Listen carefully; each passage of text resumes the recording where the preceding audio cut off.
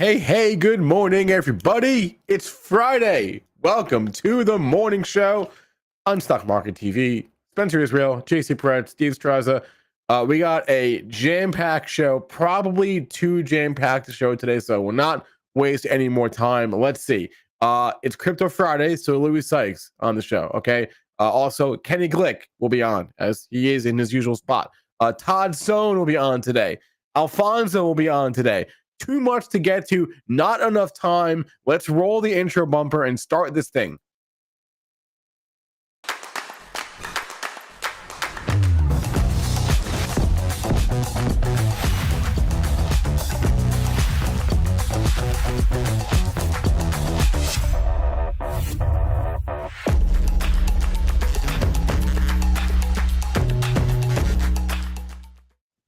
Oh yeah.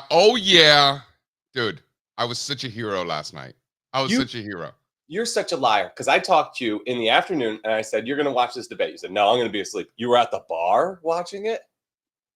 What happened? Change of plans. So I get a call from one of my neighbors. He's like, dude, I'm going to need a couple of drinks before this shit tonight. And I'm like, and then we got to talk about the markets. We're going to get into retail, but so I was like, all right, I'll go have a couple of drinks with you guys. So like all the guys from the neighborhood were there.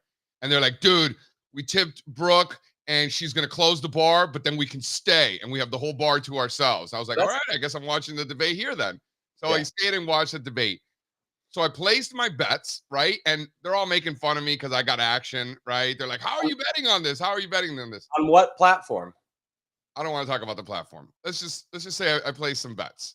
Okay. I had plus 375 on China as the first country, right?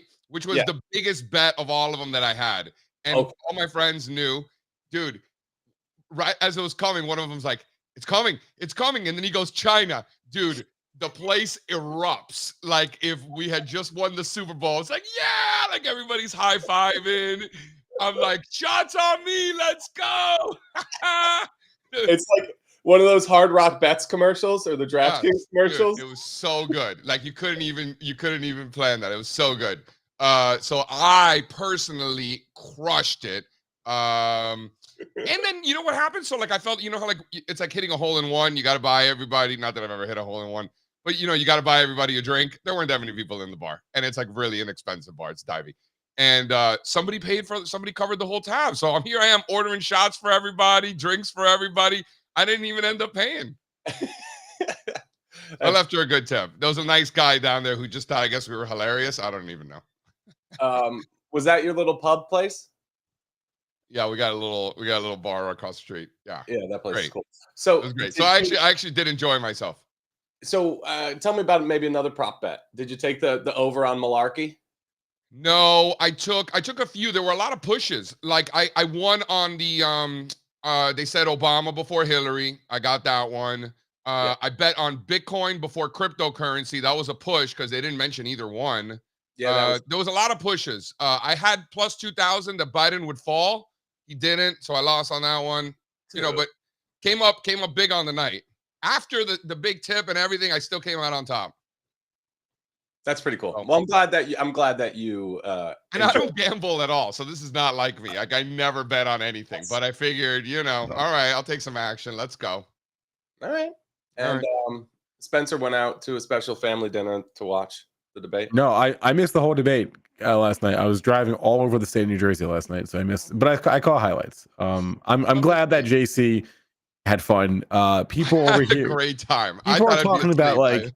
People are talking about like the betting odds of the election. JC's over here just like ripping YOLOs on the actual debate itself. I mean, America, baby. America. I think you owe me. Strazza was right. I told you how purely entertaining this would be. And look at you. You had the time of your life. I'm so glad. I had a good time because I was with my friends. And I was sitting there all depressed in my living room watching the debate like a schmuck. I was at the bar with my friends. It was good. Yeah. All right. It was good. All right. Let's go, Spencer. My big takeaway is I'm looking forward to what the like golf Instagram accounts are going to do with this material that they now have. Also, after watching the whole debate, I just really wanted to watch Grumpy Old Men. Like it would just like I was seeing like the fishing pole scene in Grumpier Old Men where they're like fighting. That's what it felt like a lot of the time. I don't know if I know that. All right, whatever. Moving on. All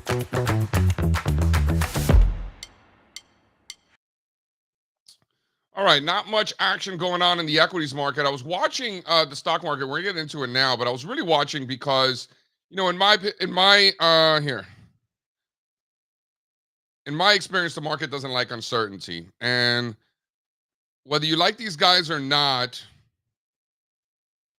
the market knows what it's getting, right? It absolutely knows what it's getting with Trump and with Biden. So, I'm going into this and being like, listen, if the market gets spooked and there could be another candidate that's not one of these, that could be a risk that could increase volatility, right? That's how I looked at it. And so throughout the debate, I'm seeing, one guy, Biden was just a complete disaster, but the markets were not negatively impacted. So it seems like, number one, the market, I guess, was already pricing in a Trump victory. What happened last night doesn't change that.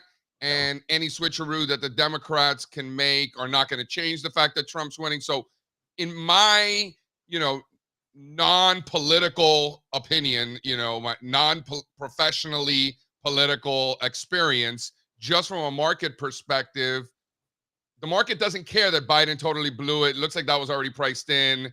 Looks like nothing has changed at all, right? That's the initial thought here. NASDAQ futures up 100 points, up 0.5%. Dow futures are flat. S&P futures up 1/3%, 55.64. 55.64 for the S&P 500. Bond futures are flat this morning, still under 120 for the 30-year futures. Crude oil up 0.5%, back above 82. Copper up 1.5%, 440. Gold up 0.5%, 23.50. Silver up almost 2% this morning, just under 30, with the volatility index down near 12. And then over in the funny money, you got the Geo Bowden down 50% overnight, by the way, which we'll talk about in 1 second. But Bitcoin specifically, I'm surprised it wasn't mentioned last night, to be honest. Bitcoin flat on the day, 61,650. Ethereum up 0.5%, 34.60. Solana down 2.5%, 145 for Solana. Binance still under 600, 578 for Binance, down 0.5% today. Total crypto market cap, Spencer Israel, up to 2.24 trillion. But that's what stands out to me. Geo Bowden down 50% overnight, down over 90% from its highs in April. And then this morning, you want to throw up the Trump media this morning up 14%. Oh, it's now up only 7.5%. So it's up 7.5%, Trump media. And then the warrants are up 12%. So why don't you throw up the warrants there? So these are, check off the state of the markets there, Spencer, so you can see. So there's the Trump warrants. These expire in 2029. So, for those not familiar with warrants, the way I like to think about it is that they're like options, except options are issued by the exchange. Warrants are issued by the company, right? So these are the Trump warrants. Look at that base. A lot of relative strength in the Trump warrants relative to the common stock, which I find interesting. So Strazza, obviously you like this chart, but you were telling me that they were so far in the money that you don't like that. You prefer, if you're going to be in warrants, to be in out of the money warrants to get that juice. So is it surprising that you're seeing that despite that, because you're right, but despite that, you're still seeing relative strength in the warrants?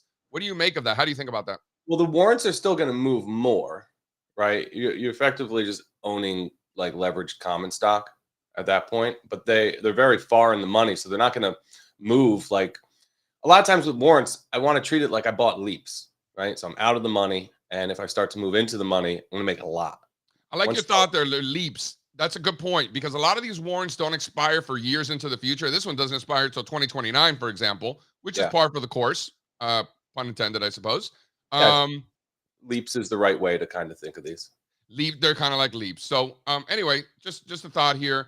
Scroll down to the next one. This is Geo Bowden. So this is the meme token that was all the rage in March, really, really ripping into April, down 90% from those highs. Geo Bowden down almost 50% overnight since that debate. Why does it move with Joe Biden? I don't understand. I don't know. You're going to have to check with a CFA who understands the fundamentals of the meme token.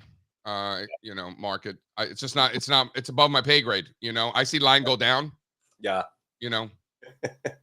I see line go down. So just this isn't a show about politics. We're not gonna turn it into a show about politics, but I think it is interesting to see some of the things that are happening behind the scenes. By the way, speaking of which, that Trump coin that some people were asking about, that Louis like, this is bullshit. It's irrelevant. It's not real.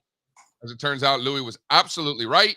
My suspicion was that, and then Louis confirmed that, and I trust Louis way more than I trust myself when it comes to this sort of thing. And Louis was like, ignore it. It's a rug. And sure enough, Louis was right. It had nothing to do with Trump. It was a rug pull, disappeared overnight, and that's actually a zero now. So just interesting. So we always want to bring it back to markets, but we do have. Let's talk about TradFi because before we get it, I know it's Crypto Fridays, but I do want to talk about the Amazon. I want to talk about the online retail ETF. This is really, really, really interesting. Amazon, over $2 trillion in market capitalization. New all-time highs for Amazon. I think this is just the beginning. I think it's just getting going. I think that rotation into consumer discretionary, like I've been pounding the table on. Granted, I was right on the plus 375 on China yesterday. Thank you very much. One for the good guys. But I was also right on, so far, we'll see. I was also right on the rotation into consumer discretionary. Strazza pounding the table. In bull markets, you want to buy weakness. In bull markets, you want to buy dips, particularly in offensive sectors. There aren't a lot of offensive sectors that are more offensive than consumer discretionary, right? So this is a bull market, and line go up, you're going to have to see some rotation into consumer discretionary. And we've been seeing it. Yeah, it's the growth sectors, the growth industries, right? We're also seeing just major rotation into other tech subgroups that are not semiconductors. If you just Amazon, you can argue is tech. You can make an argument that Amazon is tech, is making new all-time highs. Tesla also making new 4-month highs. You can argue that is techy. Those are both tech. When I say tech, they're included. But if you Standard & Poor's would disagree. Which is fine. We're going to disagree a lot, and even more in the future. So semiconductors, trailing 5 days, down about 4%. Internet, up 4%. Software, up 3.3%. Electronics and gaming, 2.5%. Infrastructure software, 2.25%. Consumer electronics, 2%. So you're just seeing this broadening within technology. I think that's probably one of the best trade on the sheets into the back half of the year. I like the software stuff. I like the throw the online retail ETF. Let's walk. You want to do this now? I need some time for this. You don't need time. You don't need time. You're a professional. You probably even made this chart. Yeah. So we'll start on Amazon. I didn't make that one. We'll start. You didn't make this one? No. I thought it was a little too nice for you. No, my charts. I have the best looking. No, charts. go back to that one. Dude, can I? This is the one I want to look at. So these are the top holdings: Amazon, Pinduoduo, eBay, Chewy, and what's WSM? Williams Sonoma, huh? So while the whole world is watching this breakout on Amazon and everybody's all bulled up on Amazon, we said this is actually a bigger theme here. This is about a lot more than just Amazon, and you get far more beta when you go and find other opportunities and smaller cap names in online retail. So we do have some funds that we could use, as barometers for this trade. ONLN is one of them. iBuy is another one. Problem with ONLN is, if I'm looking at this chart, I'm asking the question, is Amazon doing all the heavy lifting here? Right. So we equal weight it. We hand selected our own universe of 13 online retail names. This is what that is. We're not, the goal here wasn't to find the biggest online retailers that are listed in the US. It was to represent the entire world market of online retail. Right. So we want representation from as many places around the world as we can get.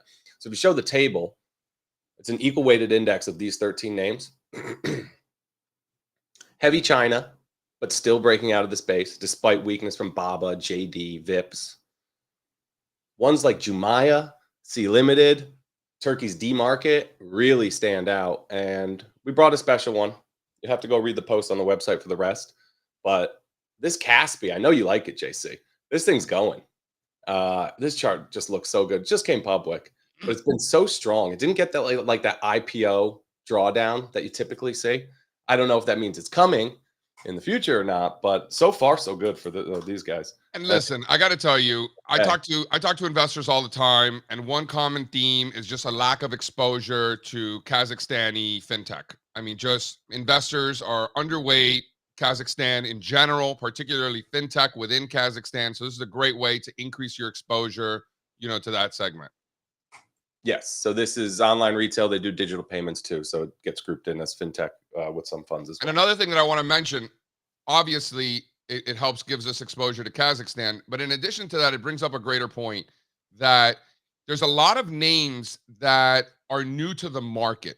They might not be new to us, like Life 360, for example, is a company I've known about for over a decade, but it's new to the market. Just went public a few weeks ago. There are new stocks regularly coming out. And some are hot IPOs like ARM Holdings, for example. Everybody knows ARM Holdings, like $200 billion UK semiconductor or something crazy like that. But there are small companies, $1 billion, $2 billion, $5 billion, that are under the radar that when they're making new all-time highs above their issue price, whether it's a SPAC, whether it's an IPO, whether it's a spinoff, but a new issue to the market, I think is a great focus. The conference call I did 2 weeks ago for premium members of All-Star Charts, we started with those new names. So I think we're doing a better job today than we ever have of keeping track of those new names to the market. And I think that's a great universe. And listen, these are simple trades to understand. You're just betting on emerging consumer economies with these other non-Amazon names, right? You're saying Amazon, great business model. They sell things to people online. How about if we go outside of the US to other countries who might be experiencing GDP growth that far exceeds what we have here? How about those online retailers, right? And then you're making just a pretty direct bet on the consumer economy in those regions, right? So you can go find areas that are growing at a much greater clip than the US, and you can invest in those online retailers. And I think they're going to give you, outsized returns over Amazon just because it's such a mature company. Do we have Kenny in today? We have Kenny in every day. And someone asked about a bumper. I can just roll. Why don't I roll Kenny's intro to his room, and then we'll have a shorter bumper for next week. But I'm gonna just hijack his intro for a second, and then on Monday we'll have something just a little bit shorter. How about that? Kenny, you ready? I hope so. Yeah. Let's see. All right, let's do it.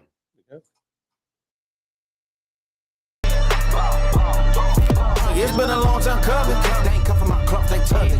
Putting up numbers, 99 pounds, and I still kept it 100. Hold up. Yeah. Poof. Wow, that was pretty good. Who made that? I don't know, but I watch that every night just to cheer me up. It's fantastic. Dude, Spencer, who made that? That was really good. That is good. Well, it was either Giancarlo, Gene, or Izzy. Got it. Probably a combination of Giancarlo, Gene, and Izzy. That's right. All right. Yeah. Shout out Izzy, Giancarlo, Gene Gote. Shout out San Diego team. That's cool. That was nice. That was well done. Well done. Very nice. Yeah. So Kenny, any debate trades on the radar, or is everything or doesn't matter? The debate trade is still don't be a dick, vote Glick. I mean, I'm clearly the better choice from these two guys. Yeah, it's true. I don't know what I watched yesterday, and I'm not feeling too good about it. So bartender last night, she was like, because it was all the guys from the neighborhood, and we're at the bar across the street. She's like, I trust you guys to run this country way more than these two clowns. And I started thinking about it. I was like, we would do a pretty good job, but they can't afford us. Some of my friends make a ton of money. Oh man, it was over. It was over as he crept up to the mic. I mean, it was over when Joe. Dude, Biden, I had plus 2,000 that he would fall, and then lost that one. But I had plus 375 that China would be the first country mentioned. I nailed that. Nice. Came out a winner last night, baby. Oh, I like. Again, the funny thing is, I'm not a big Trump fan. Obviously, I've said it enough, but I just kept nodding while he was saying things, and I was like, he speaks the truth. So you know what? I'd rather have him than a zombie right now. So I don't know.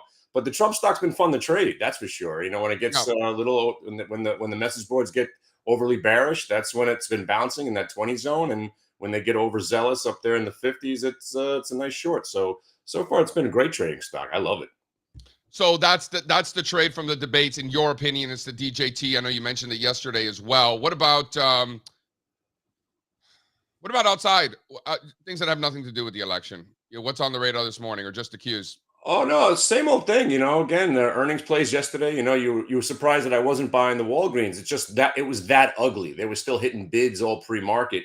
Same thing with Nike. There's nobody here. There's nobody buying the stock today, and it's bleeding. So I'll be curious to see how it reacts if it gets back to the 80 and a quarter zone for maybe a quick day trade. Again, for us, an $80 stock pops 2 points, you make a little hay on it. That's what we do. But man, it's just so gross. And it's just another indication that most stocks just continue to stink. But, this market just has the resiliency of, it's otherworldly on the cues. I mean, every dip's a buy, and it's so cute right now. It's trying to sell off, so cute right now, but it probably won't. So I got a couple of biotechs. There's always a couple, ESPR on the radar today. This is one that we had a couple of months ago. I forgot what the drug was, but this one's a little bit more interesting because it actually does come back time to time. But yeah, like we were saying yesterday, there's always 5 or 6 each morning that I've never heard of that just has a massive burst of activity. You stay focused. Most of them roll over by the end of the day. I'll give you a couple of other names. I think it was I like this one, Charisma Therapeutics. It's always a therapeutic stock or pharmaceutical. CARM, CARM. 6 million shares on it. You got some, it's already been pumped, and here's the dump. So I kind of, I keep an eye on it just in case they want to pump it again. That 180 zone would be interesting. But, normally I go right to the Nike. I'll be looking at Walgreens again, Trump stock, Qs, UVXY, and, UVXY being green, even up 8 cents on a Friday. I look at those $23 puts as the lotto play of the day, because this UVXY generally collapses on Fridays with the economic data out of the way already. Explain to the folks who are not familiar with the UVXY. What is that? Sure. UVXY is let's call it the fear index. It's reminiscent of the VIX, and obviously there is relatively no volatility in this market right now. So it's a product that's actually built to go down. It tries to reflect the volatility or the fear of each individual day. And usually when economic data is released, that's the anxiety moment. It's passed. And normally you're about to go back down. So this thing has, weekly options. It's trading at $23.20. Chances are I'm looking at $23 puts today. Just assuming this market stays stable, this will probably fall back to the 23, maybe under. So if you can catch those $23 puts for, 5 or 10 cents, and the stock falls just 15 or 20 more cents, you're doubling and tripling your money. So I'm always looking at UVXY puts on Fridays. Very interesting play, and it usually pays off. And then, right back to the earnings reports and, the Nike and whatnot. All right, Kenny, appreciate that. Charisma, small company under 100 million. Just keep that in mind, guys. But the Esperion Therapeutics pushing $500 million in market capitalization. So you got some bigger size on that one.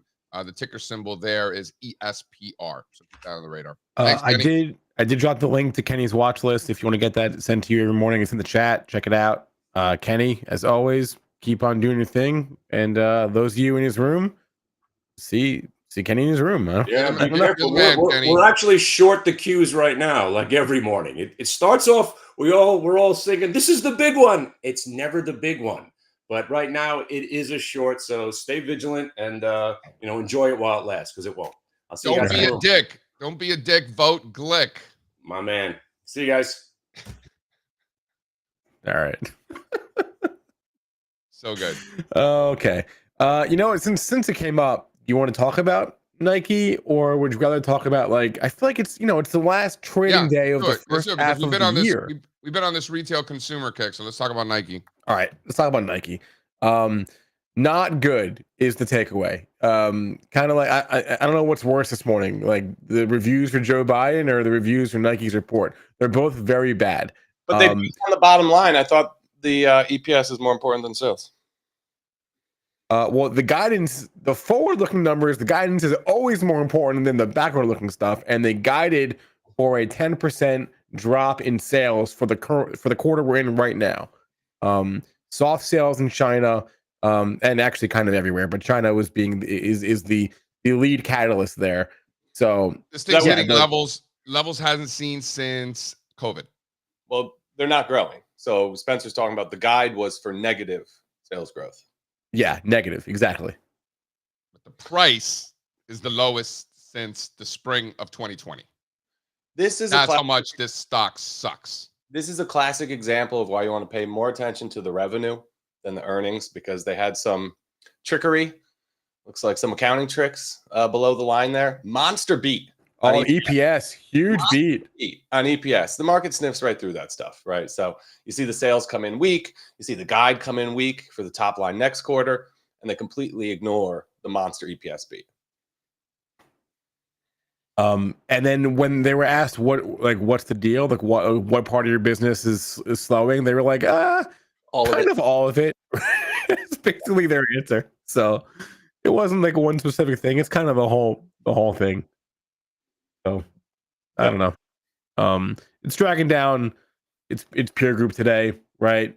Under Armour, Foot Locker, the other shoe stocks. There aren't that many, but there are a couple. Crocs is down 2.5%. Yeah. All retail is kind of down with this report today. So this felt like a kitchen sink report, but I don't know if it gets better from here. I think you really got to wait, and they got to prove it now. But it felt like a kitchen sink report. They seem to throw a lot in there. That was a really weak guide. So sometimes you'll see that. Trying to if it starts to bounce and you start to get back above 83 and you want to play for a squeeze, maybe it's a no touch otherwise. How is Nike political? I don't understand how these companies are political. I think they got I think they got too woke, I think is what the people say. With the what's the guy from the Niners with the hair guy from the Niners? Oh, that was so long ago. No, that was like 10 years ago though. What was his name? Yeah, I don't think this is it. I mean, China was their golden goose for a while, right? And now it's not the golden goose anymore. So I think that's probably what has more to do with it than been going on for a long time. So like, does that trend finally slow down or stop? I feel like we might be getting close for Nike, because things have not been going well for a while for this company now. And it, like you said, a lot of it does have to do with China. Yeah. I think they're losing share in the US too, though. And that's not a new trend either. No, actually, the idea of US based retail or North American retailers, going overseas to China and crushing it for a while and having and kind of hanging their hopes on that's happened actually not just to Nike. That happened to Lulu. That happened to a few others where China was like the thing for a while, and once the growth slows there, it's like, oh shit, what do we do? So that's where we're at in retail, right? Adidas did a nice job of bouncing back after the whole, I guess, Yeezy thing. I guess that was the bottom last year. I don't really know exactly, but Adidas has tripled off the lows. Yeah, they swallowed a bunch of inventory on that. What's that ticker? ADDY? I don't know. They like stop selling his shoes or something. ADDYY. I was close. Yeah, on the pink sheets. Obs. Yeesh. Why don't I bring Louis on and do some Crypto Friday? Please. Let's do that. All right. Yeah. Let's do it. Got my fingers on the pulse, avocado and toast, leather seats, jet plane, always ready to go. Lou Dog. Guys, happy to be talking crypto with you guys. This Dude, it looks like you're in a dorm room. morning. It does. Like, I know you're not in a dorm room. Aren't you too old for dorm rooms? He's not in college. I can say that I'm not in a dorm room. Looks like you are. Looks like my dorm room used to look like. A little nicer than my dorm room. Louis, so most of my friends last night are not like traders, and they don't know anything about cryptocurrencies except one guy. And the entire time, maybe two guys, 1.5 guys. And, I'm like, I had my bet was that Trump would say Bitcoin before cryptocurrencies. It was a push because they didn't mention it at all. I thought that was surprising. Didn't that surprise you too? Yeah, but did you listen to the All In podcast? You're going to get a lot of that talk there. No. You guys both need to listen to that. Yeah, Trump talks about fine, but that's like a podcast for like business people and like traders. Like, I'm talking about like in the general public. I was surprised that it was not brought up. No. I was surprised as well. It, but- it was, it was interesting, the betting markets, particularly on poly market. I know you guys were talking about that in yesterday's show. Some of these markets were hilarious. There was one like, is Joe Biden going to poop his pants during the debate? And there was like Really? there They was like had a three, there was like Biden shit himself? $300,000 betting on that outcome. And so there was about a 40% chance that the betting markets were pricing that they were going to be at least one mention of crypto or Bitcoin. Trump has really been vocal, particularly when it comes to the mining companies, talking to these executives and saying that he wants to make the United States a powerhouse in mining, which is really interesting when you compare that to China, for instance, who during 2021, banned Bitcoin mining and the hash rate plummeted from there. And so it's really interesting that you've got Trump who's seeming to make that a political issue, and he's really trying to capture the crypto vote there. It's smart. Whether you like Trump or not, that's probably a good move, right? People aren't voting on crypto though. We've talked about this. Yeah, it's a rounding error. It's probably true. It's probably true, but it's part of the pro business, right? The most important thing to pay attention to after an event like last night is just look at the odds. And while Trump did rise in the polls a bit, it wasn't too much. It was mostly Biden falling and Gavin Newsom rising. So that's what the market is slowly pricing in. And JC, talked about at the top of the show. That's going to come with some uncertainty if that happens. Yep. Yeah, exactly. And so it was really interesting that the betting markets from 98% to 60% that Biden is going to take the Democrat nomination, and a 22% chance that he's going to win the election. That's crazy.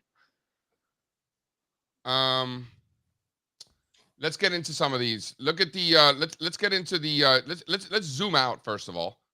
And let's look at the percentage of coins above their 200-day, 50-day, and 20-day moving average. And the answer is that there just aren't many. Exactly. So this is a really key chart that I've been looking at for months now. So what this is looking at is we've got Bitcoin on the top half of this chart, and then on the bottom half of this chart with all the squiggly lines, that is a custom indicator that we've built that tracks the percentage of our cryptocurrency universe, which is approximately the top 200 largest cryptocurrencies that are trading above their 200-day moving average, their 50-day moving average, and their 20-day moving average.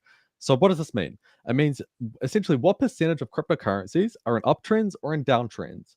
And so you can clearly see that we've got a massive pullback in the percentage of cryptocurrencies above their moving averages. And it's about 10%. About 10% of cryptos are trading above their moving averages across all time frames. And when we look into this a little bit more, I ran some additional statistics on this week. About 40% of cryptocurrencies, the slope of their 200-day is now down. And so the breadth underneath the surface is really weak, which is really surprising when you're just looking at Bitcoin, which is chopping about in the sideways range. There's actually a lot of weakness where a lot of cryptocurrencies are completing these topping patterns, making new lows, and are objectively and quantifiably in downtrends. But now, what's the signal? What does this mean?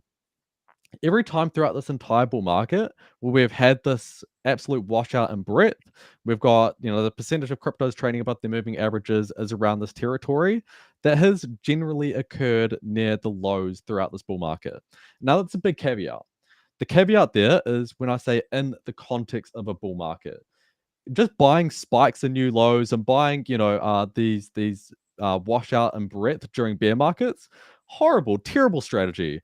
But in the context of bull markets, that's actually been quite advantageous. And so I've marked that here with this chart here, just looking at these red boxes coincide with previous washouts and breadth. Yeah, I like it. I think these tops, there's too many tops, like we talked about the other script you ran, need to see them start to come undone, right? And turn into failed tops, something like the way Avalanche looks right now. Need more of that, like soon, no? Yeah, fully agree with you. And for two reasons, and there'll be two points of information that you can glean from that. One is that if these tops that have really formed, stuff like Avalanche, Shiba Inu, cryptocurrencies that are actually breaking down, if they fail to hold these breakdowns, one, that's information, right? That's information that the weakest cryptos can't even hold these breakdowns.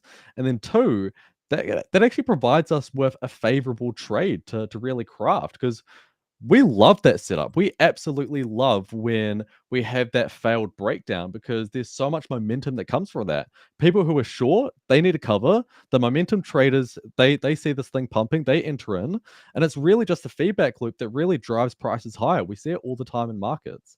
But again, there comes a caveat to that. We need to see these breakdowns that we've seen in the crypto complex fail and reverse higher. We haven't seen that yet. But I'm ultimately betting that we do, just because we are in the context of a bull market. Looking at something like Apple. Apple a few months ago, everyone was saying that it was a top, and then it turned out not to be that. Software stocks more recently, I know Strazza is laughing. He's just been harping on this pretty much every single day throughout this bull market.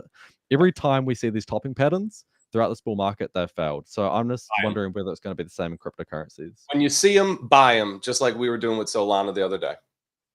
Exactly. Yeah. Throw up the Bitcoin NASDAQ chart, Spencer. Look at this. So the strength in technology, the strength in the NASDAQ, the strength in large cap growth, and you're just not seeing it from Bitcoin. So if Bitcoin is a Mag 7 stock, which Strazza says all the time, and I agree wholeheartedly, but the market does not. Of all these Mag 7 stocks, correct me if I'm wrong, all of them are making new all-time highs and are above the prior cycle's highs now. Is that right? Tesla? Is Tesla a Mag 7 stock? No. Yeah. And wouldn't you? Yeah, it is. And wouldn't you have said the same thing about Apple just a few months ago? Apple's no longer a Mag 7 because it was printing a top and looked almost exactly like Bitcoin. I think you got to let them dance, right? Give it time. Let it play some catch up here. Tesla's a Mag 7 stock? Mm-hmm. I always thought that Mag 7 thing was stupid, but yeah. mega cap growth stocks, I mean, Tesla's like 600 billion. I'm with you, dude. I didn't make the rules. I didn't make the Mag 7. First of all, we don't follow rules around here. We do what we want. And I wouldn't put Tesla in that category. It's got to earn that. You could take they really need to make it the Magnificent 8 and just add Bitcoin here because it really just I agree with Strazza. Bitcoin's one of them. Throw up that next slide 20 there, Spencer. So here we're looking at Bitcoin. We're looking at these ranges, breakouts, ranges, breakouts, ranges. We're at the lower end of this range within an uptrend. You buy it right here, Louis? I mean, so long as we're above 60K, the risk is really well defined. Where if it's below 60K, which chances are, I probably think that we will actually, we might even get a few deviations below that support level. We've seen it before. That the short-term trend is a little bit messy. But really, the big theme here is that so long as we're above 60,000, the bias is still higher. The trend is still higher. And you want to be leaning and erring in the direction of the underlying trend. Throw up slide 18, Spencer. Throw up that Solana. You see that video? It was like one of these scammer pumper guys like on Instagram or TikTok or one of those. He's like, you gotta buy the Solana. You gotta get in the Solana. You guys see it? I like this. Crypto's got some of the most entertaining content out there when it comes to this sort of stuff. For sure. I love it. So is this simple, right? We're simply making the bet that JC, it is a Mag 7 stock. And if that wasn't a top in software and it's not a top in cybersecurity and it's not a top in cloud and it wasn't a top in Apple and it's not going to be a top in Tesla and it's probably not a top in Solana, it's not going to be a top in Bitcoin either. Solana. It's a lot of tops. I want to show Louis my favorite trade on the sheets right now in crypto. Shoot it. What is it? Galaxy Digital. What is this ticker symbol? From what I understand, the BRBHF. It's like the more it's like the more letters in the ticker, the worse it is. Yeah, it's got the juice. But this is first of all, this is a $4 billion market cap. Yeah, it's a big So I know some people are afraid on of its name, Louis. And so this is just the US ADR of because obviously Galaxy is a Canadian stock, and so this is just the US ADR. So I think that would be GLXY on the Toronto Stock Exchange. Yeah. Yep. So and again, look, EWAP, right? The base is in. From what I hear, they tell me these guys stand to profit in a big way from higher Solana prices. I don't know if they're going to be involved in the spot ETF, but I think they're trying. This is the guy with the Luna tattoo? Yeah, he's awesome. We were going to go meet him at the bar in New York. Your birthday, remember? We were going to go. What's his name? Novogratz? Mike Novogratz. Yeah. Novogratz. Yeah. I have a hat. Why didn't we go meet him? What happened? Why didn't we go meet him? Or you did go meet him? No, we didn't. You went home, and I went and had dinner with Josh and Michael and friends. Oh, all right. I like it. That would have been nice. Yeah, next time. They And have. then what do they do? What is this? It's called like Pub Key New York City, and No. Oh. What does this company do? They're a Bitcoin miner. manager. They do a lot of different things. They've I'm invested in a lot of pretty sure crypto projects, in other words. Yeah, they're also involved in the mining space, I believe as well. And so, these crypto stocks are really showing a lot of relative strength versus the actual cryptocurrencies themselves, which is really interesting. While the cryptos themselves have been selling off, these crypto stocks have been trading at their highs, and so there's a really interesting divergence there. Sick. Lou Dog. You're the man, bro. Good stuff, Louis. Cheers, brother. Have a good weekend, guys. See you, Louis. Louis having a great hair day. Get Todd Sohn on here right now. Come on, Todd. Like right now, you mean? Get that man You mean on like- here now. You Yes, mean like in like a few seconds, or just like right now? right now. Seconds. Jay, we've been friends for a long time. Make the call. I mean, this is pretty professional, guys. Nice show you got going here. Mr. Todd Sohn. The How best. nice way- of you to join us. I'm here for Roastapalooza Yeah. for Strazza. Yeah. You should see my inbox, JC. This guy. Todd, why don't you stop breaking his balls and fix your internet and audio and like more important things? Don't you have better things to do with your time? You're probably right. I'm listening. I've got the AirPods. I can't be on our floor because it's too loud. Yeah. Because they're doing business. People working, right? Business. We're not just trading meme coins around here, Todd. Some of us have to work around here, right? Some of us gotta try and work and do regular financial things. Are you short? Are you short the Geo Bowden, Todd? I don't know what that is. You're probably better off.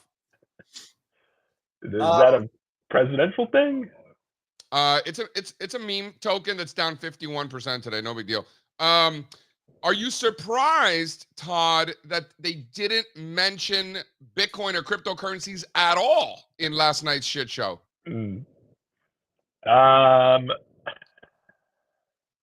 Yes and no. Yeah. Is it too nichey for them to bring that up? Are we like in our own like world where we think I wonder it's if we're in our important own and nobody else world. I knows? mean, I don't know if a fair chunk of the country may be familiar with whatever a Solana is, right? Well, what about the stock market at all-time highs? That wasn't mentioned at all. The theory with my friends was that they didn't mention it. Trump didn't want to mention it because Biden's in office and the market's at all-time highs. And Biden didn't want to mention it because when Trump would mention it all the time, Biden would say it doesn't matter. Well, So that's why it wasn't mentioned at all, because nobody wins in that situation. But Do he I have did- that right? He did point out at one point that after COVID, when Biden took over, the stock market had already recovered back to new all-time highs. Did make that. Oh, he point. did mention that? Yeah, that's it. There were some tweets that gave me a good laugh, though. I hate politics, but there were some good tweets out there. Yeah, I would. And those ear pods hate you, Todd. Yeah, I can't win. This is what happens when I make fun of Steve. That's what happens. That's it. What happens at Strategas though during an election year? Like I know you guys have Dan. I'm sure you get a lot of questions about it. Yeah, Dan is crazy busy, right? And it's as much as you and I and JC may disagree on the role of politics and policy in the market. A lot of people want to know the stuff. They want to know what the deal is, right? You could spit out statistics on performance during election years, performance during losing control of the Senate and the House. But Dan is just constantly on the road. He did a webcast yesterday, just filling in on just like if for some reason the election is a tie, right, in the electoral college, what happens? What's the whole process of that? Yeah, JC and I were at a conference in, I think it was, February or March. When we were in Miami, JC, the keynote speaker, the whole presentation was about that. How there's a really good chance that we wake up the day after the election, we don't know who the president is, and that would be some sort of disaster. So Dan is saying that there's a chance to that. It's a scenario. I don't know what the probability is, but you can't rule it out because of how crazy this whole thing is. How about this? You know, for me, it was like the market hates uncertainty, right? Yeah. Whether you like the Trump or whether you like the Biden or not, you know, the market knows what it's getting with both of those. Yeah. Last night, you know, Trump going into the debate, Trump was the leading candidate to win the election. Last night didn't change that at all. Probably even reiterated that further. Right. So the curveball is if they take Biden completely out of the equation and bring in somebody who actually has a chance to win. So from my take, the market is saying nothing's changed and no new Democrat also has a chance to win. So in other words, like there's no curveball, at least not yet. That's how I see the whole thing. You think that's right? I think it's fair. I just go back to 2020 was a little odd because the whole world was shut down. But even 2016, there was a lot of what felt like tension leading into both elections. And then once the event was cleared and you had certainty, the market just ripped both times. That night. Yeah. Yeah. And in a way, almost like Brexit too. Remember Brexit? There was a crazy response, and then things ended up fine. Market ripped again, and I almost wonder if I'm getting a sense of that, just in terms of how things are positioned right now. I just don't get the sense that many people are long anything but tech to an extent. Right. Todd, that's a possibility. Let's move on to less boring things. Yeah. Can we talk about these thematic ETFs? This is a really interesting chart. Can you walk us through this? Yeah, so as someone who likes ETFs, and this is not necessarily profiting from something. I always like to dive into some of these topics because they're super popular. Thematic ETFs, everyone loves these because you're blending sectors, you're talking big trends for the future, whether it's EV, cybersecurity, drugs, right? Wow. But I wanted to dive in here, and I just found that there's a huge supply and demand problem for thematic products. There's way too much product from all sorts of issuers. Some of them are really good, some of them are not so good. Yeah. And not enough demand, right? There's only so many dollars that can chase these products, and you're starting to see that manifest itself now. You've had more closures than launches over the last 2 years. So that suggests to me that all the unprofitable ventures of thematic ETF, the ones with only 10, 20 million in it, are starting to close up shop here. And this is way too competitive. And this is, having more closures than launches is the first time this has really ever happened. What? 24? Yeah. And you can make a case that the last innings of QE were the peak for thematic funds, right? A large portion of thematic ETFs are tech-driven, growth-driven, high beta. These companies that they went public, maybe they shouldn't have been public because of 0% interest rates. Yeah, they're interest rate sensitive stocks. Yeah, there's not a lot of non-tech thematic. There are stuff out there, right? There's definitely stuff out there, but majority of it is in tech-type products. And if I get 7% NVIDIA, 7% Microsoft, Apple, I don't know if I need that, right? I'm good with SPY or QQQ. Right, which is a lot more liquid and a lot bigger, and you can have real positions. So do you think there might be this reckoning?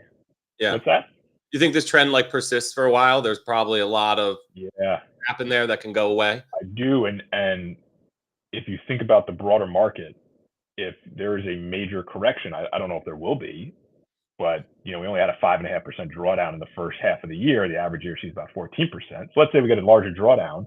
All those funds are going to then lose AUM, and they might see outflows too. Goodbye. So then you're making an even bigger hurdle, and more of them are going to have to close. Can we talk about the ETF All Stars? Is that like a trademark violation? Are we allowing this? Is this okay? So this is my buddy Mike Atkins at ETF Action. He should, maybe we should join you guys one day. He has an ETF that tickers MVPS. Doesn't have a lot of AUM in it, but it takes the most popular common names across all thematic funds and puts them into this ETF. This is the underlying index, which just so happens to have the word All Star in it. I think this is a good coincidence. I'll allow it. But I wanted to throw that on there just to get a sense of how all the themes are doing. And listen, thematic stuff have one good run. Right? What's that? Theme of themes? In a way, it just looks across all 300 thematic ETFs and says, okay, what names are in the most of them? So it's Tesla, it's NVIDIA, I'm sure some of the random Roku archetype names are all in there. Well, I think ARK had a lot to do with this trend, right? Because This is all ARK. They were here early and they blew up in a good way for a couple of years. And then blew up in a bad way. And then, no, but then everybody else poured in the next cycle, 2020, 2021. It was too late. At least ARK had a couple good years. ARK created this sense that, oh, this is the future. We should all launch innovation, disruption products, and all the copycats came out. And it turned out to be a massive head fake in a way. Yep. And almost you have this black hole now because of the money that chased them and the products that chased them that they've created. Do I think ARK will sustain itself? Sure, they'll be around. Their products get a lot of volume. But they really sucked in a lot of other issuers who are saying, oh, we got to do this. We need to do innovation and active management or an index of sorts. And so outside of a really rare environment where 0% interest rates, you got Fed buying bond ETFs, stimulus, thematic flows they've done nothing over the last decade, really one time. Yeah. So they're over here launching EV fund and a AI fund and a China whatever subgroup fund, and we're sitting over here like, could we just get a coal ETF, please? But that's not the right thing. So that's the zag here. You go, there was the company that launched coal and nuclear stuff a couple of months ago. There's got to be better themes out there than just tech. Who's the fund provider for that? It's Range, right? Range, yeah. Tickers like one of them is NUKZ, and I forget what the coal one is. Listen, today, I don't know if you guys heard, but today is Crypto Friday. We do this every Friday, and it just so happens to be today. So I know that you're like an OG TradFi bro and all that. But if you throw up slide 21, I'd love to hear your thoughts on this. Okay, so too much product. Todd's like, where's he going with this? Yeah, I started to get a little worried. Like, I only know so much about crypto before I get lost. There's only so much dollars you can put in the thematic fund. Let's say you put 10% of your money in a thematic fund. Well, now you have crypto funds out there that are going to compete for that allocation. So rather than buying Bitcoin miners or EV or whatnot, maybe I'm just going to buy spot Bitcoin ETFs or spot Ethereum ETFs. And you have 60 billion now in these spot Bitcoin ETFs. It's going to rise at some point, especially if Bitcoin gets going again. So I really think thematics are coming up against major competition from the crypto stuff. And so I had to make this little fancy chart of the 9 or 10 spot Bitcoin ETFs out there and their assets under management. But just in terms of hurdles for the thematic space, this is another one. So Bitcoin kind of peaked in early mid-March and has been sideways. Are these fund flows just as simple as if price is rising, there's going to be more fund flows? Or no? Because it's kind of going. Yeah, it's a bit of both. I think you'll see chasing, right? If Bitcoin responds, it's oversold.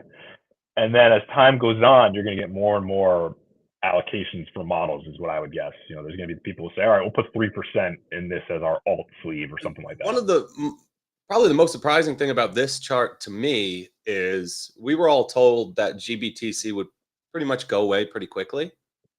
Looks like that money was stickier than people thought, no?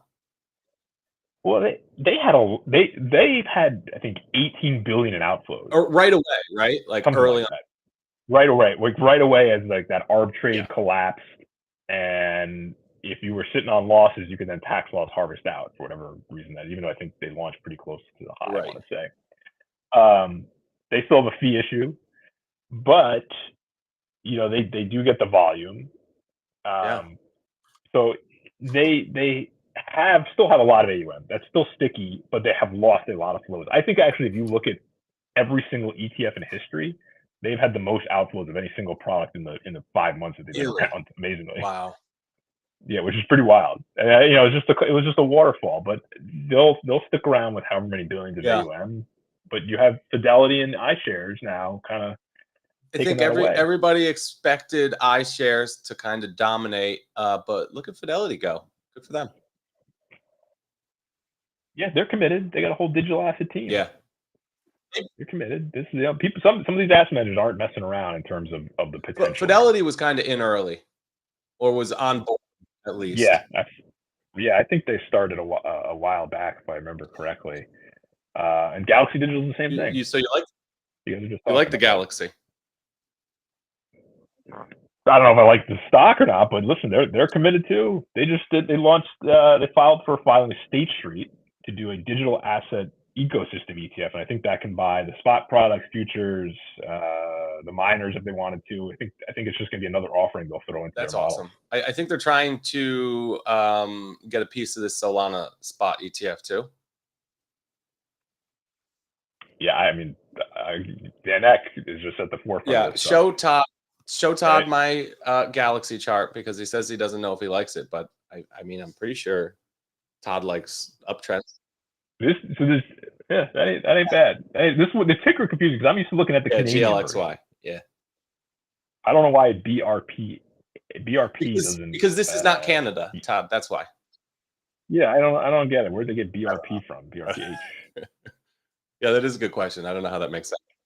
But yeah, I can work with this. I can get that. I mean, it looked like Bitcoin for a while. It seems like it kind of has lost the correlation there. If I'm correct. Some of these crypto equities just keep chugging higher, particularly the miners, while Bitcoin's been dead sideways. So you can't. Maybe that's not too bullish, but it's definitely not bearish, right? Yeah. Listen, it works. It works. It's what matters. All right, Todd, what are you watching? Can I ask Todd about healthcare? Todd, at what point should we start to be concerned, or has that point long since passed? Because these outflows, as you allude to in a chart, are serious.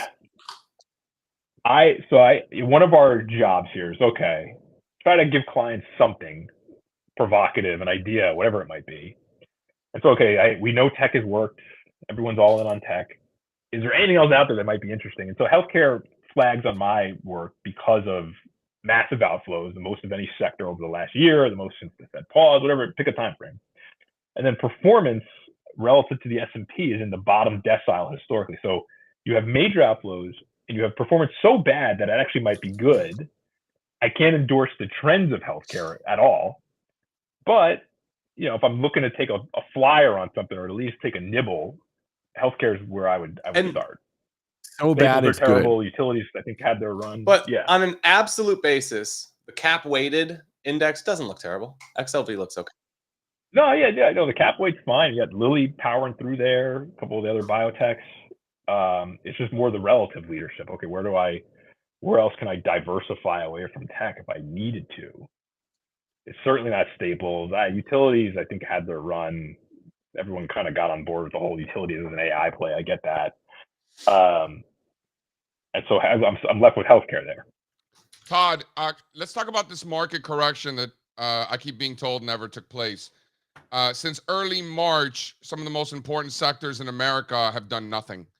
So we're looking at April, May, June, July. We're looking at 3-4 months of a nothing burger in financials, industrials, healthcare, consumer discretionary. So when sentiment got frothy as shit in February, and people told me that I was crazy because I was getting more defensive and looking for a market correction, and how dare JC fight trends, and does the CMT Association know about this? And people were getting very upset that I was just acknowledging the parabolic rise in the fourth quarter into January, the excessive optimism, and the deteriorating market breadth in February that would suggest a well-deserved digestion of those gains. And as it turns out, that is precisely what we have seen. Again, well-deserved. Aside from technology, communications, and some of the other areas that have continued higher, large segment of the market, nothing for 4 months. Can you speak to that? So, how many stocks are above their 50-day right now? Like about half the index of the S&P 500? That's reflecting what you just said, that there is a lot of exhaustion internally. There's a consolidation. Equate S&P peaked in March. MSCI peaked a few weeks ago. We know it's small caps has just been a mess for some time. Equal weight down. This is not equal weight. The geometric down for the year. Yeah. So this is a great example of when the cap weight indices are bluffing. They're lying to us that things are super. I would rather not see the equal weight start to turn lower. Like, I'm okay with the consolidation for now, right? Especially after the huge run. Sentiment got very frothy. I agree. If cap weight continues higher and equal weight starts to make new lows, then we But got that's a big not problem. happening. Right? Yeah, it hasn't happened in a terrible way yet. Number one, But that if I start hasn't to see the happened. equal weight, Number two, yeah, technology continues to lead in the bull market, and technology usually leads in bull markets. So there's that.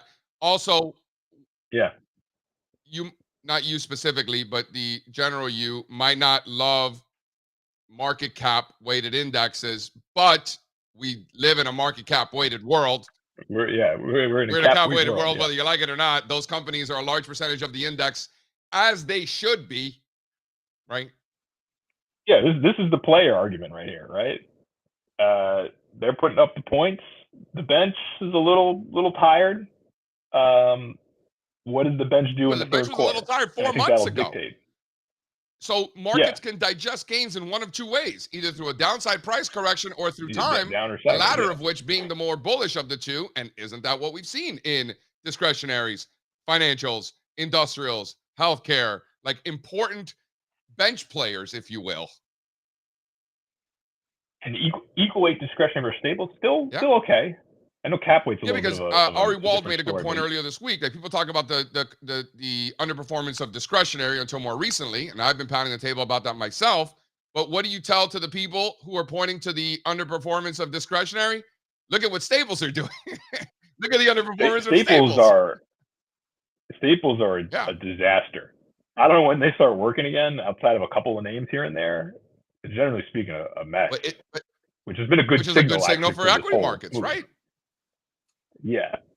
So I am still very much bullish. I think you're seeing a lot of names just consolidate here. I'm waiting to see, do we get a better oversold condition, or is internal momentum just still being? I gotta tell you, I mean, the sideways action out of those bench players like financials, healthcare, consumer discretionary, right? I mean, the biggest risk to me is that, and I'm talking about myself here, is that you get lulled into a sense of instability because the market outside of tech is so is just consolidating sideways that you know, like, maybe things are going to get worse here. That's the biggest risk. For things to get worse, you're going to need at least one of those to start getting worse, and you haven't. You've just seen it become more constructive, if anything. I saw someone in the chat ask me about Japan. Japan's still really good too, by the way. So that leaves me also kind of staying bullish in terms of all overall markets. Todd, can we agree now?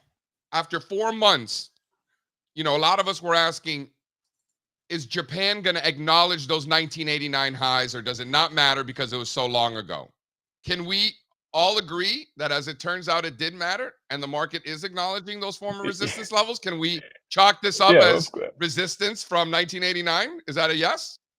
I think that's fair. And now some names, Toyota consolidated. Toyota got really out of itself. It's the biggest name there, and now maybe starting to turn higher again. Why do you put so much weight in Japan? As long as I've known you, you always have. It's not just this cycle thing. You put a lot of weight in Japan. Why is that? I think it's just the enticement that it hasn't worked in so long. I also like it because it's very industrial and consumer heavy. What do you mean it hasn't worked in so long? It's making all-time highs. Well, I meant prior in the last,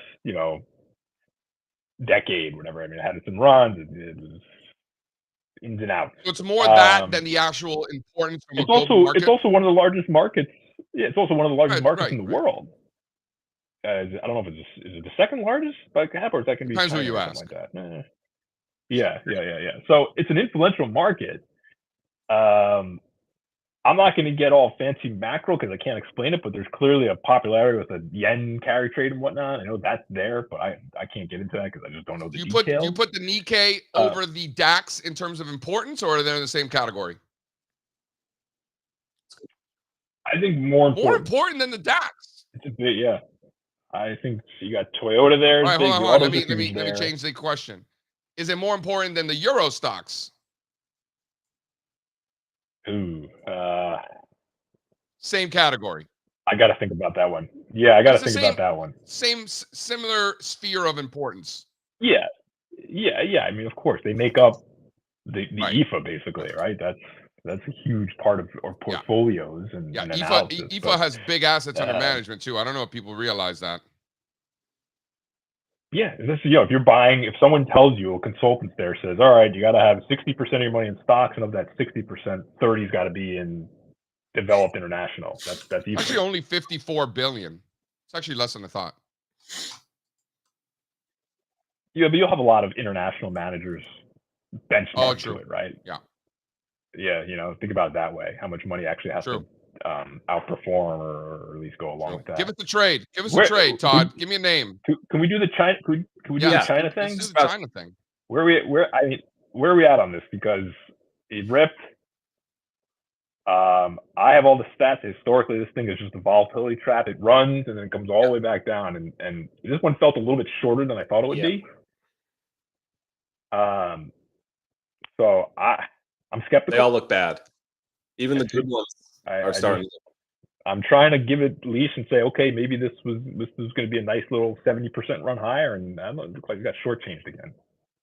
So it probably needs more time. Do you consider other Southeast Asian countries, like when you're looking at China? Like, I mean, I'll look at them. Just they're so small though and niche. A lot of them, like Malaysia, Thailand, Singapore, Malaysia, Philippines, they're still stuck in the ground too. I feel like there's nothing there. So China probably just needs more time. When you look at like one of these bases, like in JD or Alibaba, it looked like there was like these nice little tactical bases shaping up. They took off, and then they're just right back in the box now. So. Yeah, I don't know. The trade though, JC, I go back to healthcare. I think the healthcare statistics are really interesting. And then if you wanted to dive deeper, maybe I would go biotech. Took the words right out of my mouth, Todd. Biotech, big component there of the small caps. Small caps finally catching a bid. Regional banks ripping. Thoughts? It's been 661 days since the Russell 2000 made a new all-time high. That's the third longest in history behind the tech bubble. Russell 2000, regional banks, biotech, and trannies. These are all losers that are coming back. Trannies two weeks ago had a major reversal. You had follow through last week, follow through again this week on the transports. And the transports, small caps, regional banks, biotechs, serial underperformers this cycle, all ripping together. That sector rotation, I don't think is a bad thing for equity. That would be your second half playbook of mean reversion, long those, short, or just reducing tech. If you think tech has some sort of pause going on here, it's friggin' impossible to stand in front of. When you look at a monthly candlestick of the NASDAQ 100, which I do, one can argue that what happened in June is a fresh breakout in the NASDAQ 100 that could send this substantially higher, potentially Dow Jones Industrial Average to 60,000. You think that's aggressive, or do you think that's? No, I think this is a structural bull market, and you have a lot of corners, small caps, equate S&P that really haven't done anything for 2 years. Amazon hasn't done anything you for can 4 find years. some stuff that's So by that measure, I know we're waiting for. I'm not going to use the word broadening out because that has happened a couple of times throughout this whole cycle. But big picture, it's not like those areas are in this major extreme momentum area, right? Like I'm looking at this very constructively to say 2 years of silent major corrections. Why can't those start to actually work and maybe outperform? I think that's kind of the harder question, the relative portion of this. But they've been underperformed by such an extreme amount that I'm wondering if the rubber band will finally stretch back here in the second half. First company to 5 trillion. Who? First to 10. Who? I'm gonna stay with Microsoft. Okay. I like it. I just think the bigger and bigger. But look, and this is a good lesson. You see how he's not getting cute? He's not fighting trends. He doesn't have to reinvent the wheel. It's working. Let's go with that. I like how you're thinking there. Yeah, Microsoft is just there. I don't know what. Yeah, Microsoft first to 5, Tesla first to 10. Woo! That's gutsy. It's got a little bit of a hole to catch up right now. Right. Maybe it's Lilly. It could be Lilly. These freaking the drugs. I want to let Todd go before we do Steve. What was it you wanted to ask? Yeah, I got to ask Todd about this chart. We were talking about small caps. Throw up 71. So when you remove, we always sit here and say, oh, it's the banks weighing on the Russell 2000. Not this year. Yeah. So Russell 2000 X banks. is actually Yeah. trailing. So is that more of the genomic stuff that's on the Russell right there? Because those have been terrible. What else would it be? We X'd biotechs too. If you can grab that one, Fonz, it's somewhere in Slack. But it's an interesting chart because I would have thought. So when you pull out the bios as well, it's the same thing. Strange. So what's holding it down? Because it's not industrials. It's not friggin' Wingstop. I don't even know if it's in the small cap anymore. So I guess the two industry groups that have always weighed on the Russell have at least stopped this year weighing on the Russell. Right. Maybe it's go time. I tell clients, I say, if you want to play small caps, you got to use an active manager because they can at least go out and find those companies that are crushing it. Or ideally, if they're good at their job, yes. Like the industrials, some of the consumer names, or the biotechs that maybe have something in the pipeline they know about. So that's kind of the way I'm looking at it until the whole index actually gets its act together. I'd be curious. I'd have to take a look in here on what's going on because that's a curious I thought you chart. liked it. Yeah. Well, let me know. I do like it. Todd, are you happy that the Knicks are the entire Villanova Wildcats team? That was a lot of draft picks. What do you think? What do you give? What's their grade? Their draft day scorecard? Did they even draft? The answer is who cares? No, Bronny went to the Lakers. That was it. That was the only thing that mattered. The guy who went 1, I couldn't tell you. He's going to remind me of Bargnani, and Bargnani was whatever. I like that the T-Wolves got Dillingham, though. Yeah, I saw that. Got from Kentucky.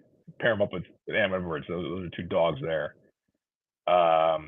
Zach Edey to the Grizzlies. John, Zach? No? And all right. Spencer, too. Somehow I'm not sure if that's going to work. They drafted Cam Spencer. Oh, I saw that. Kyle Filipowski, the Mormon, going to the Utah Jazz. It all makes sense. That's a good fit. I don't know. Nova Knicks, they're all in. I mean, if they can. If the Celtics Carmelo Anthony living in Utah, that didn't work out too well. He was in Denver. Oh, he was in Denver. I just hope Carmelo got me. I didn't know what you're talking about there. I just hope Carmelo's kid goes to Syracuse. Yeah, we'll see. Carmelo's kid looks pretty good, huh? They could use some love up there, up north, because it's been a rough few years for the program. Thanks a lot, Todd. Always a pleasure, man. You're the man, Thank Todd. you, guys. Adios. Good to see you. Steve, send me some screaming hot prices. You got it. Funny guy. Wait, Steve, my thought on those Russell charts, couldn't you conclude that it's the banks and the biotechs holding the index down? Because if you exclude one, the other still sucks. No, so we've excluded them both also. Yeah, but you've excluded them both separately. No, we did it together too. Fonz, go get the third one. All right, fine. I believe you. I hear you. It was just an idea. It's a good question to ask. Before we bring Fonz on, let's talk about this him. All right, fine. Okay. Yeah, you've proven your point. You've proven your point. I want to talk HIMS real fast. Yeah. This is a very interesting story. So I don't really know anything about this company at all, besides what the stock has done in the last few weeks or so. If you've been following it, you know that on May, I don't know, sometime in May, whatever that huge gap is, the company announced that they were selling the GLP-1s, right? So yesterday we got a short report out from this Hunter Brook Media, which is like media, but also a hedge fund. They're the ones that shorted UWMC back in April. Anyway, they have a little thing about how the GLP-1s that HIMS are selling, they're not really FDA approved drugs. It's like a giant loophole. And I didn't know anything about this until I read about it. So very interesting stuff. You can get these drugs very easily through HIMS and Hers Health. And the drugs you're getting are similar to the weight loss drugs that Eli Lilly and Novo and those guys make, but they're like knockoffs. They're like unapproved knockoffs, right? So the thesis here, and you can see the big lower wick yesterday, that was from this report that came out, was essentially, this is a giant loophole. It can close anytime. If it closes, good night. That was the thesis of this report.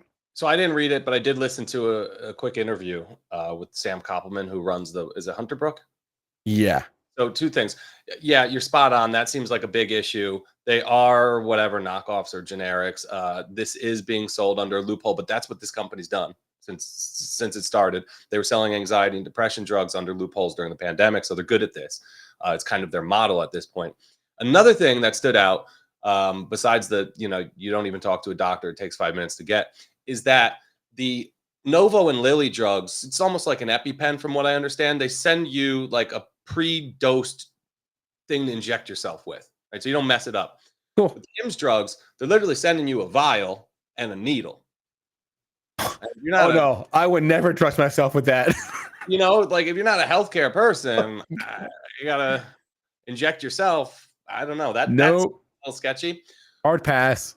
Yeah. The most interesting thing of all of this, though, is good for this Sam Koppelman guy and Hunter Brook Media, because for as long as I can remember, we have hedge funds who are actually media companies, but don't identify as media companies. They only identify as hedge funds, but they're really both.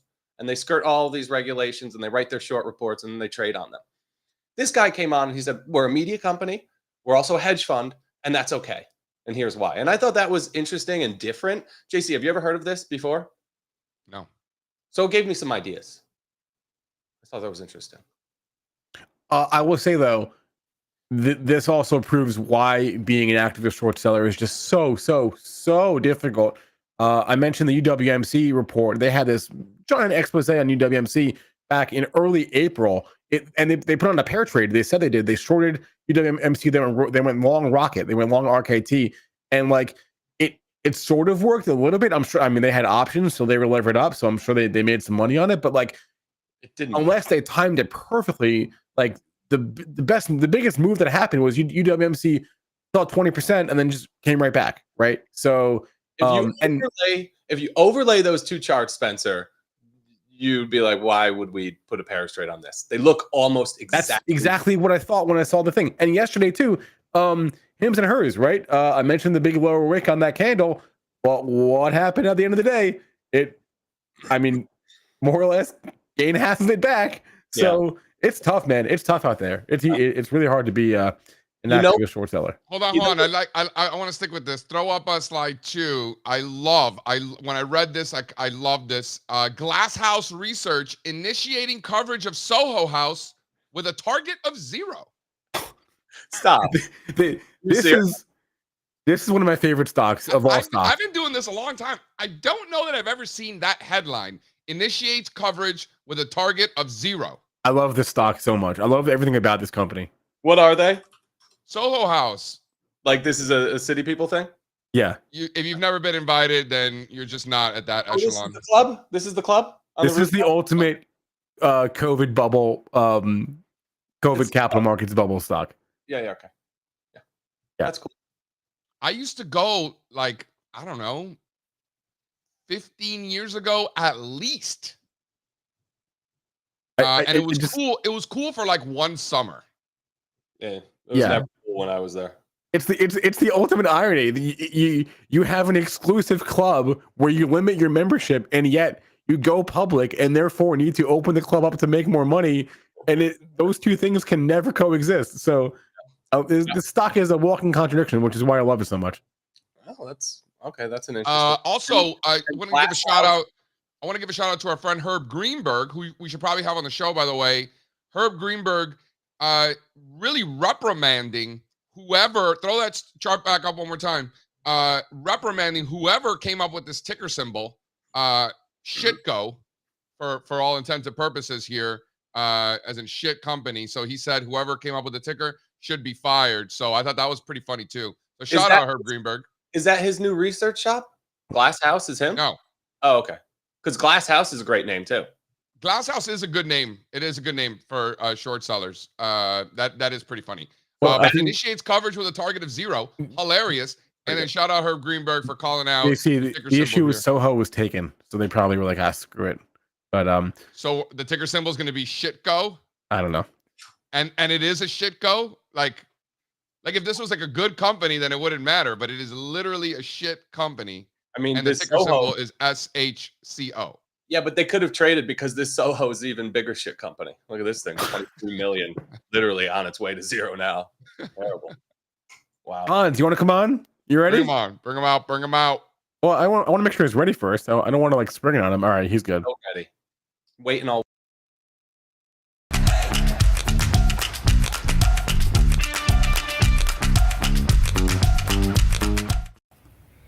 Hey guys, What's up, Fonz? how's it going? Oh, you know. This Doing what we do. this price action in Nike, guys. Not wrong. Whoever's in the chat. Let me see. This has got to be the first day, and I don't know how long. Actually, there's a bigger loser of the day, and it's a company. It's a restaurant stock. I would love to go there with JC one day. Which one? Where? Texas Roadhouse?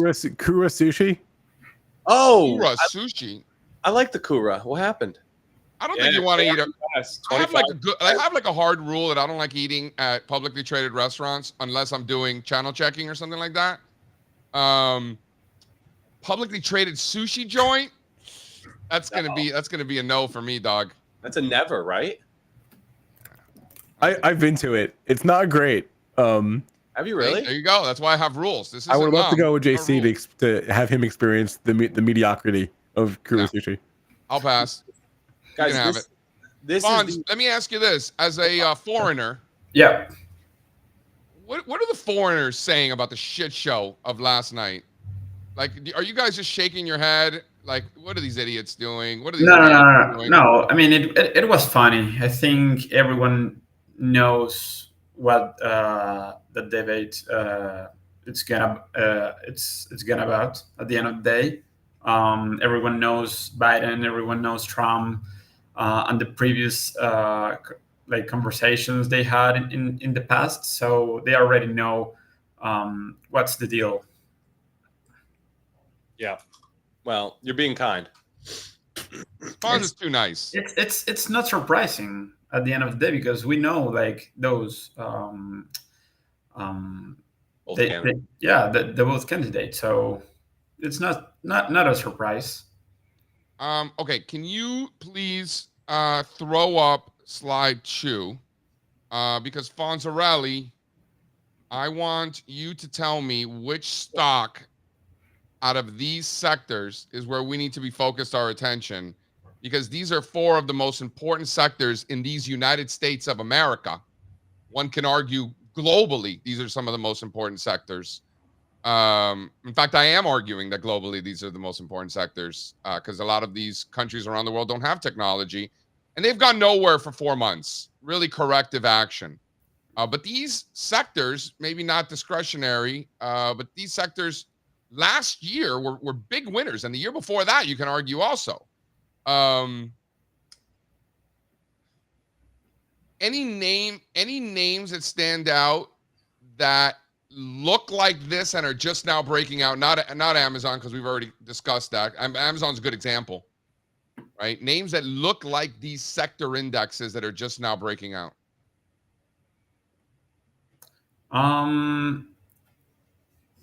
Well, for healthcare, I will put my attention in like the big names. Those are showing impressive relative strength. Eli Lilly, Boston Scientific. Those are probably the strongest ones within healthcare. Boston Scientific, what a breakout, man. Yeah. What a breakout. And I was waiting for that breakout for literally years. Those look great. ISRG, HCA, they look good too. ELV. HCA. ELV Healthcare. It's got my attention, and it speaks at that chart you showing. Look at that base.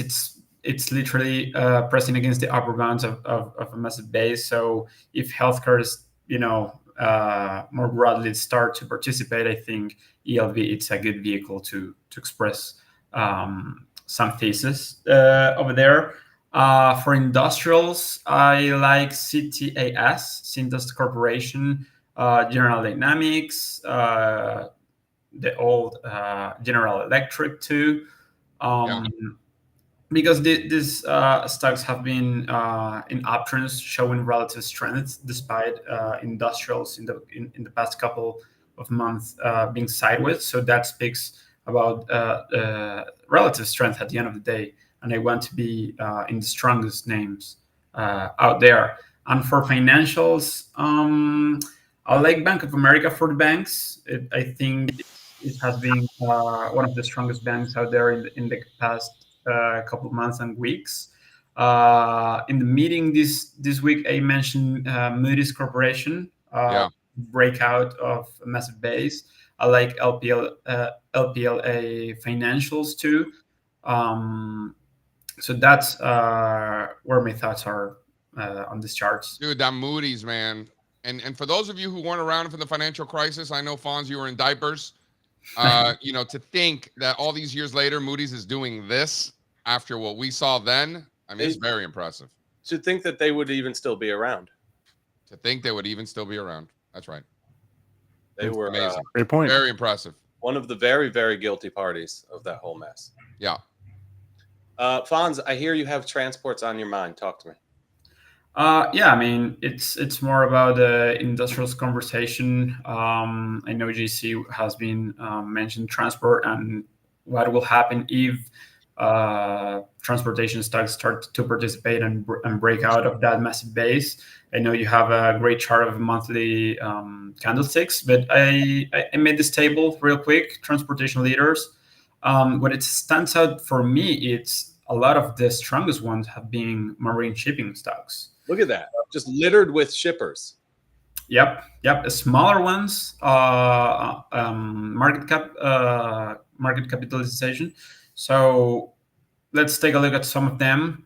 Here is the S&P 1500 marine transportation, broke out of a base, like the consecutive positive month in this chart. And on an individual stock level, I like the Matson MATX, trying to break out of a nice base to new all-time highs.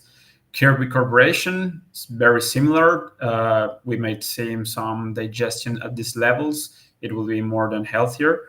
Navius, I don't know how to pronounce the other name, but NMM, nice rounding bottom formation. Any uptrend is underway as long as we are above the former highs.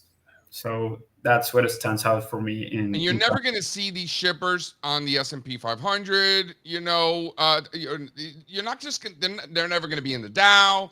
They're just not going to be large market caps. They're never going to be a big weighting in any of these indexes. That's never going to happen. These marine shippers are never going to be $3 trillion. They're barely going to be $3 billion. You know? Yeah, absolutely. Yeah, that's right. I like the Zim too. You like the Zim? I like the same. I really like it.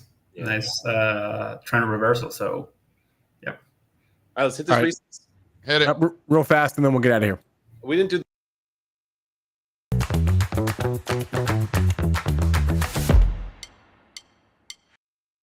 I cut you off. What was that? Sorry? I cut Steve off. Can you mention the Chewy thing? Oh, sorry. Chewy, Ryan Cohen did a tweet about a dog. Chewy went up, then it went down. Wait, I thought Roaring Kitty did the tweet about the dog. Oh, that's sorry. Did I say Ryan Cohen? I meant in my head the one and the same. Because they're Freudian slip there, Freudian slip Spencer. there. I see you. At what point is it just really obvious that these two guys are working together? I think maybe a few months ago. Yeah. Right? Last June, we were saying it. Remember when Cohen started trading the Treasury money? We said, look out for Cohen stocks like Chewy. Yeah. Right. Yeah. My recess is just real fast. Off the charts are the weekly show that Steve and Sean do. Latest episode is up. It goes live every Friday at 10 a.m., which is right now. Yeah. So after the show's over, head on over to our channel, watch their interview with Michael Martin, or if you don't want to watch, if you'd rather listen, the show's available as a podcast, Spotify, iTunes, whatever.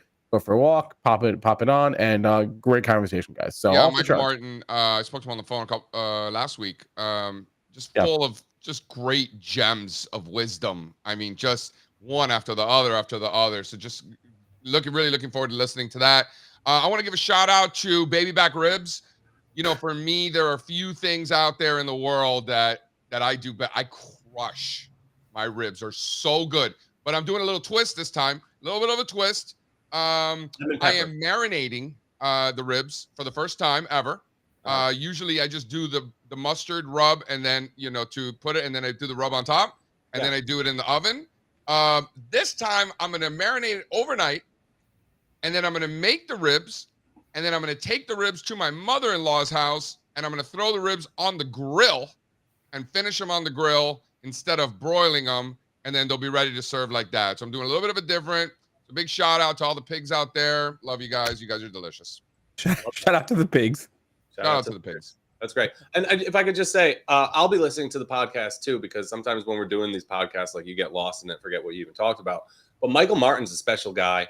He reminds me of Brian Shannon in a way where he just has a way of communicating the things that we discuss in markets just really eloquently, really clearly. So that whole conversation was just such a treat for us. So I can't wait to re-listen. Yep. Juan was texting me last night, like, dude, did you re-listen to the Michael Martin pod? It was so good. So I'm excited for it. I hope it's up right now. Check it out. And that'll be our last show of the week. So thanks for watching. Thanks to, oh my gosh, Alfonso, Louis, Todd. Thanks to our chat. As always, you guys are the best. Drop us a like. We'd appreciate it. Go make some money. And we'll see you on Monday. Adios. Same place. Bye, guys. Yo, Bowden down 50% today. I can't take no loss. I don't even know what it costs.